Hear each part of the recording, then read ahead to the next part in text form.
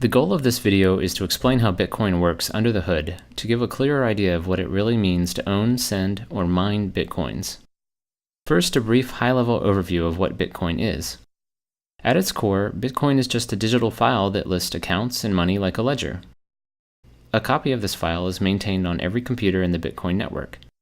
These numbers don't represent anything in the physical world. They only have value because people are willing to trade real goods and services for a higher number next to their account and believe others will do the same. The numbers only have value because we believe they have value, just like any other fiat currency. To send money, you broadcast to the network that the amount on your account should go down and the amount on a receiver's account up. Nodes or computers in the Bitcoin network apply that transaction to their copy of the ledger and then pass on the transaction to other nodes. This, with some math-based security, is really all there is, a system that lets a group of computers maintain a ledger. While this may sound similar to the way a bank maintains a ledger, the fact that the ledger is maintained by a group rather than a single entity introduces a number of important differences. For one, unlike a bank where you only know about your own transactions, in Bitcoin everyone knows about everyone else's transactions. Also, while you can trust your bank, or you can at least sue it if something goes wrong, in Bitcoin you're dealing with anonymous strangers, so you shouldn't trust anyone. The Bitcoin system is amazingly designed so that no trust is needed. Special mathematical functions protect every aspect of the system. The rest of this video will explain in detail how Bitcoin allows such a group of strangers to manage each other's financial transactions. At a basic level, for Alice to send money to Bob, she simply broadcasts a message with the accounts and the amount. Send 5 Bitcoins from Alice to Bob. Every node that receives it will update their copy of the ledger and then pass along the transaction message. But how can nodes be sure that the request is authentic, that only the rightful owner has sent the message? Bitcoin rules require a kind of password to unlock and spend funds, and this password is what's called a digital signature. Like a real handwritten signature, it proves the authenticity of a message, but it does so through a mathematical algorithm that prevents copying or forgery in the digital realm. Unlike a simple static password, a completely different digital signature is required for every transaction. Keep in mind that in Bitcoin, you're dealing with complete strangers, so you never want to reveal a password that could be copied and reused by someone else. A digital signature works by utilizing 2 different but connected keys, a private key to create a signature and a public key that others can use to check it. You can think of the private key as the true password and the signature as an intermediary that proves you have the password without requiring you to reveal it. Public keys are actually the send to addresses in Bitcoin, so when you send someone money, you're really sending it to their public key. To spend money, you must prove that you're the true owner of a public key address where money was sent, and you do that by generating a digital signature from a transaction message and your private key. Other nodes in the network can use that signature in a different function to verify that it corresponds with your public key. Through the math behind the digital signature, they are able to verify that the sender owned a private key without actually seeing the private key. Importantly, because the signature depends on the message, it will be different for every transaction and therefore can't be reused by someone for a different transaction. This dependence on the message also means that no one can modify the message while passing it along the network, as any changes to the message would invalidate the signature. The math behind this is fairly complex, and while I won't try to explain it fully now, here are some topics you can Google to get started: elliptic curve digital signature algorithm and mathematical trapdoor. More at the end of the video. So far, we know that digital signatures are used to ensure a transaction is authorized, but I've oversimplified how nodes in the network keep track of account balances. In fact, no records of account balances are kept at all. If you don't keep track of how much money any given person has, how do you know if they have enough to send to someone else? Instead of balances, ownership of funds is verified through links to previous transactions. Here's how this works. To send 5 Bitcoins to Bob, Alice must reference other transactions where she received 5 or more Bitcoins. These reference transactions are called inputs. Other nodes verifying this transaction will check those inputs to make sure Alice was in fact the recipient, and also that the inputs add up to 5 or more Bitcoins. Let's look at a real transaction to see this in practice. This transaction references 6 inputs for a total of 139.6 Bitcoins. In the output section, notice that there are 2 lines. The first one of these is actually going back to the sender as change for the transaction. A simplifying rule states that each input must be used up completely in a transaction. So if you're trying to send an amount that doesn't exactly match one of your inputs, you need to send any remaining amount back to yourself. Through these reference input linkages, ownership of Bitcoins is passed along in a kind of chain, where the validity of each transaction is dependent on previous transactions. But how can you trust those previous transactions? You can't, and you should check their inputs too. In fact, when you first install Bitcoin wallet software, it downloads every transaction ever made and checks each one's validity all the way back to the very first transaction. Remember, you're dealing with complete strangers, so it's important to verify every transaction for yourself. This process can take over 24 hours, but it only needs to be done once. Once a transaction has been used once, it is considered spent and cannot be used again. Otherwise, someone could double spend an input by referencing it in multiple transactions. When verifying a transaction, in addition to the other checks, nodes also make sure that inputs haven't already been spent. To be explicit, for each input, nodes check every other transaction ever made to make sure that input hasn't already been used before. While this may seem time-consuming as there are now over 20 million transactions, it's made fast with an index of unspent transactions. So instead of a ledger of balances, Bitcoin nodes keep track of a giant list of transactions. Owning Bitcoins means that there are transactions in this list that point to your name and haven't been spent, or in other words, used as inputs in other transactions. One interesting consequence of this ownership structure is that figuring out your own balance requires iterating through every transaction ever made and adding up all your unspent inputs. Another interesting note about transactions is that the system can support more complex ones than simply sending funds to one person. You may have noticed a cryptic-looking line of text in the output shown previously. It turns out that outputs are more like puzzles to be solved rather than simple to addresses. Rather than emailing, sending money in Bitcoin is more like putting money in a public locker and attaching a math puzzle that must be solved to open it. The puzzle is defined using a special scripting language, and while it's typically designed so that only a single owner of a public key can solve it, more complex conditions are possible. For instance, 2 out of 3 signatures could be required for an escrow-based transaction. Another example is the very first Bitcoin transaction ever made, which was a puzzle that anyone could solve. While most Bitcoin software hides the scripting layer for you, you're free to write your own software and claim conditions, although this can be risky. Over 2,600 Bitcoins were lost in one batch of transactions due to a malformed address. This highlights an important part of Bitcoin. As there is no bank or credit card company you can appeal to, any user error mistakes can result in permanent loss of Bitcoins, and not just from your own account, but from the Bitcoin economy overall. If you lose your private key, any funds associated with the corresponding public key will be gone forever. Because people will likely lose private keys due to hard drive crashes and insufficient backups, this means the Bitcoin currency will eventually be a deflationary one. Before explaining the final piece that secures Bitcoin, mining, I want to highlight a few points about anonymity in Bitcoin. If you access Bitcoin through a Tor network that hides your IP address, you can use Bitcoin without ever revealing anything more than your public key. And to avoid someone linking your transactions together, remember they're all publicly stored on every computer, you can generate a new public key for every incoming transaction. It is possible, however, to inadvertently link public keys together. In the transactions shown earlier, 6 input transactions were used as sources, and despite the fact that all those inputs were sent to different addresses, they all became linked in that transaction. The sender proved that he owned all of those addresses by supplying the digital signature to unlock each one. Researchers have in fact used these links to study Bitcoin user behavior.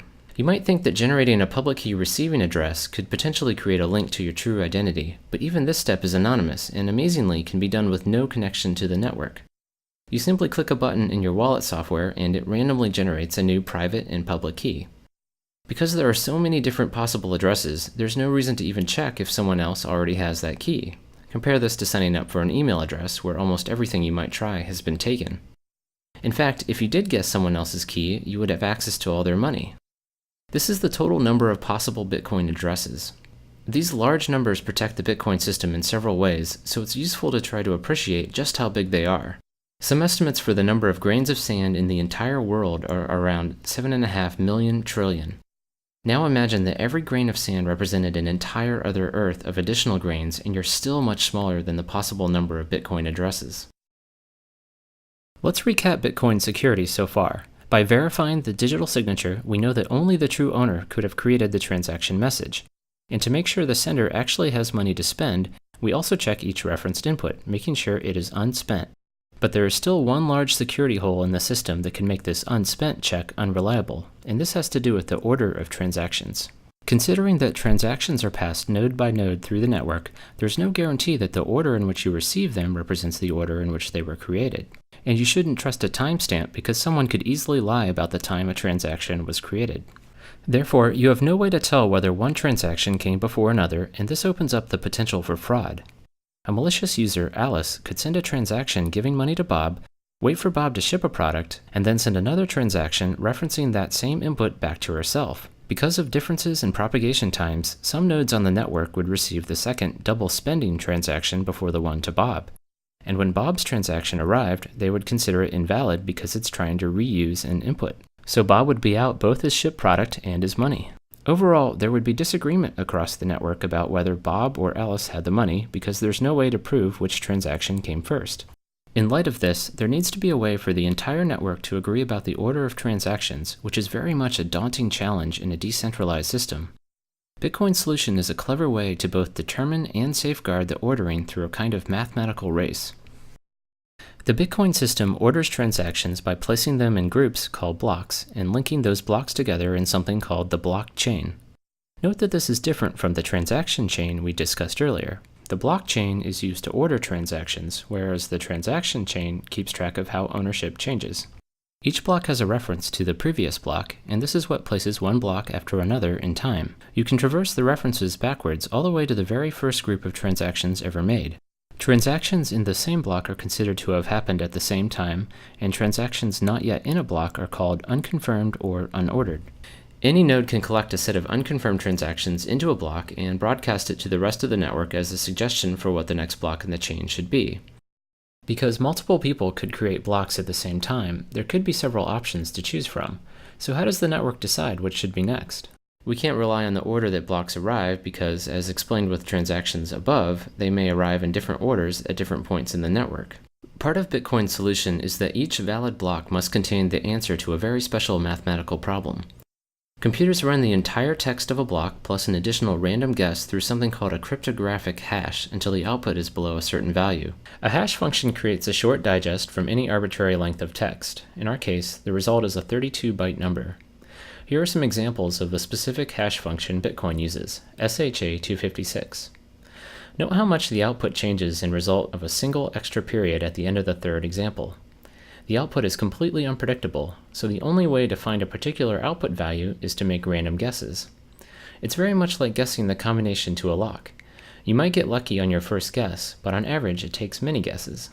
In fact, in Bitcoin, it would take a typical computer several years of guessing to solve a block. With every computer in the entire network all guessing numbers, it takes about 10 minutes on average for someone to find a solution. The first person to solve a math problem broadcasts their block and gets to have their group of transactions accepted as the next in the chain. The randomness in the math problem effectively spreads out when people find a solution, making it unlikely that two people will solve it at the same time. Occasionally, however, more than one block will be solved at the same time, leading to several possible branches. In this case, you simply build on top of the first one you received. Others may have received the blocks in a different order and will be building on the block they first received.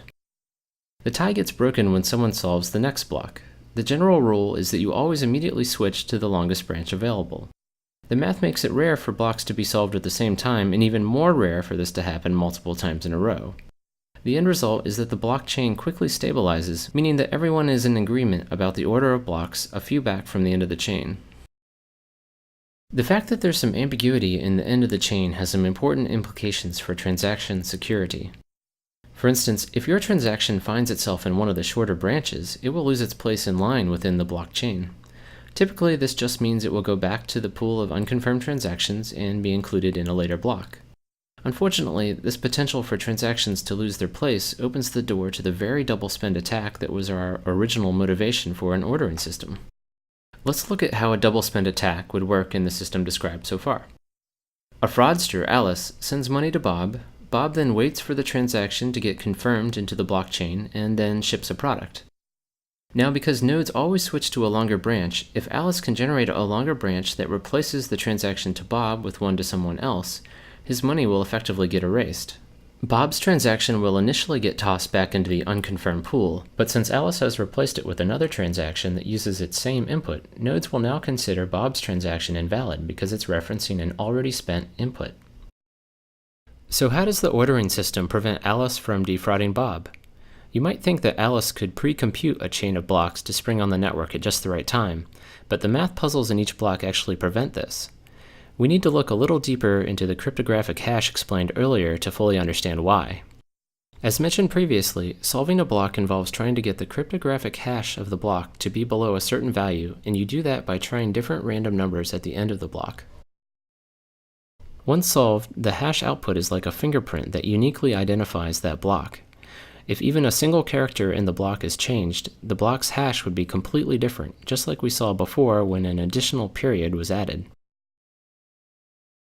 The hash output, or fingerprint, is actually what's used as the previous block reference. One result of this is that there's no way to switch out a block in the middle of the chain, because the hash value for the new block would be different and the next block's reference would no longer point to it. And subtly, but even more importantly, a block cannot be solved before the previous block is solved. The previous block reference is part of the text that goes through the hash function, so any changes to it would require resolving. Getting back to Alice, this is why she can't pre-compute a branch. She can only start solving blocks once the block she wants to build on is solved and its hash value is known. She is therefore in a race with the rest of the network until Bob ships a product, which is when she wants to present a longer branch. One last question is whether Alice might be able to outpace everyone if she had an extremely fast computer, or perhaps a room full of computers. But even with thousands of computers, she would be unlikely to win the race to solve a block because she isn't racing any one computer, but rather the entire network. You can think of it like a lottery. She can operate thousands of computers, or equivalently buy thousands of lottery tickets, but even then, it's much more likely that someone else would win. She would need control of half the total computing power in the entire network to have a 50% chance of solving a block before someone else, and much more to have a high probability of winning several blocks in a row faster. So transactions in the blockchain are protected by a mathematical race, one that pits an attacker against the entire rest of the network. A consequence of blocks building on top of each other is that transactions further back in the chain are more secure. An attacker would have to outpace the network for a longer amount of time to carry out a double spend attack, replacing a block further back in the chain. So the system is only vulnerable to a double spend attack near the end of the chain, which is why it's recommended to wait several blocks before considering received money final. One last comment on the blockchain before explaining the final pieces of the Bitcoin system. Amazingly, nothing described so far requires any trust. When you receive information from strangers in the Bitcoin network, you can check for yourself that block solutions are correct. And because the math problems are so hard, you know that there's no way any attacker could have generated them on their own. The solutions are proof that the computing power of the entire network was brought to bear. Now that we've discussed how money is transferred through digital signatures and transaction chains, and how the order of those transactions is protected in the blockchain, let's go over the final piece, where Bitcoins come from. To send money, you must reference a previous transaction where you were the recipient, but how do coins get into this ownership chain in the first place? As a way to slowly and randomly generate and distribute coins, a reward is given to whoever solves a block. This is why solving blocks is called mining, although its real purpose is to verify transactions and safeguard the blockchain. Every 4 years, the block reward is cut in half, so eventually no more coins will be released. About 21 million in total will be created. Bear in mind that you can send down to 1/100 millionth of a Bitcoin, so the total number available will likely not limit the currency's usability.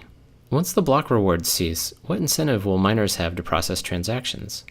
In addition to the block reward, miners also get any transaction fees that can optionally be included with transactions. Right now, miners will include transactions with no fees into blocks because their main incentive is the block reward. But in the future, transactions will likely be processed in order of the fees attached, and ones without fees will likely be ignored. So sending money in Bitcoin will probably not be free, but will hopefully still be cheaper than current credit card fees. As mentioned before, on average, it would take several years for a typical computer to solve a block, so an individual's chance of ever solving one before the rest of the network, which typically takes 10 minutes, is very low. To receive a steadier stream of income, many people join groups called mining pools that collectively work to solve blocks and distribute rewards based on work contributed. These act somewhat like lottery pools among coworkers, except that some of these pools are quite large and comprise more than 20% of all the computers in the network. The fact that some of these pools are so large has some important implications about security. As mentioned before, it's very unlikely for an attacker to solve several blocks in a row faster than the rest of the network. But it is possible, and the probability increases as the attacker's processing power gains in proportion to the rest of the network. In fact, one of these money pools, BTC Guild, has solved 6 blocks in a row by itself and has voluntarily limited its members to ward off distrust in the entire Bitcoin network. Even with substantial computing power, the farther back in the blockchain a transaction gets, the harder it would be for an attacker to change it. The current recommendation is to wait for a transaction to make it into at least one block or get one confirmation before considering it final. And for larger transactions, wait for at least 6 blocks. In light of BTC Guild's ability to solve 6 blocks in a row, you might want to wait even longer. By design, each block takes about 10 minutes to solve, so waiting for 6 blocks would take about an hour. Compared to the several seconds a credit card transaction takes, waiting this long for a confirmation may seem burdensome, but keep in mind that credit card customers can claim a stolen card months later to have charges reversed from merchants, called chargebacks, so Bitcoin is actually much faster from a merchant's perspective. The particular choice of 10 minutes was somewhat arbitrary, but extremely short times could lead to instability and longer ones would delay confirmations. As more computers join the network and specialized hardware is designed specifically for mining, the block solution time would get very small. To compensate, every 2 weeks, all the Bitcoin software recalibrates the difficulty of the math problem to target 10 minutes. For comparison, a similar digital currency called Litecoin has been able to operate with a 2.5-minute block time. In summary, Bitcoin is a mathematically protected digital currency that is maintained by a network of peers. Digital signatures authorize individual transactions, ownership is passed via transaction chains, and the ordering of those transactions is protected in the blockchain. By requiring difficult math problems to be solved with each block, would-be attackers are pitted against the entire rest of the network in a computational race they are unlikely to win. Bitcoin promises many interesting ideas, such as insulation from government meddling, anonymity, and potentially lower transaction fees. It also has many challenges, as it is currently very difficult to exchange Bitcoins for other currencies, and it has been cited as a haven for illegal activity and tax evasion, so governments may try to ban it. Also, the mathematical race that protects the blockchain uses a substantial amount of electricity. If you'd like to view a written version of this video, you can find one on my personal blog, imponderablethings.com. The blog also has some additional explanations of the math behind the digital signatures and cryptographic hashes that underlie the system.